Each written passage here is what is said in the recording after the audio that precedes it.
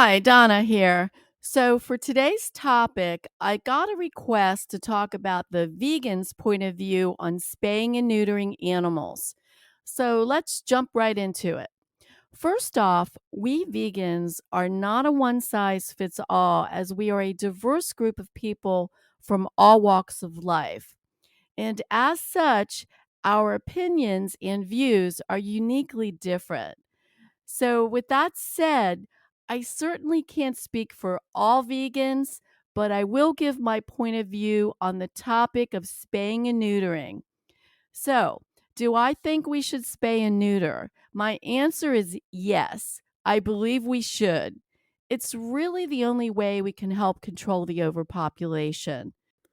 In a perfect world, perhaps we could skip spaying and neutering, but sadly, there are numerous cats and dogs that have been dumped at overcrowded shelters or abandoned outdoors, left to fend for themselves.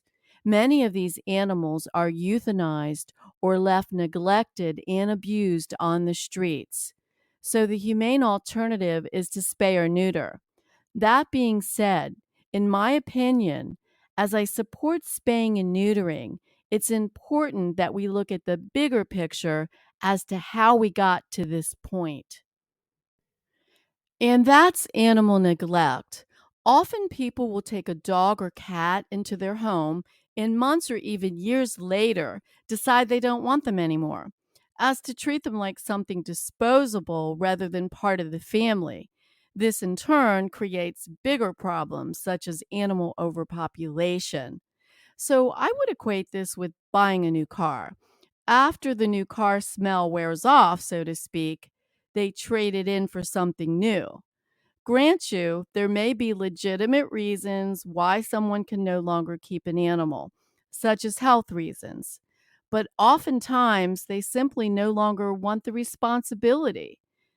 Now, can you imagine if people did this to kids? We would be outraged. But dumping an innocent, vulnerable animal is somehow not so bad. That doesn't make any sense to me, and I'm sure it doesn't make any sense to most of you.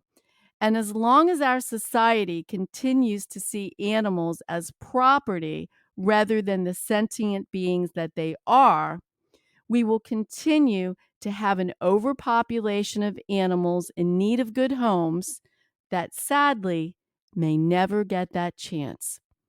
So, therefore, the humane alternative is to spay and neuter.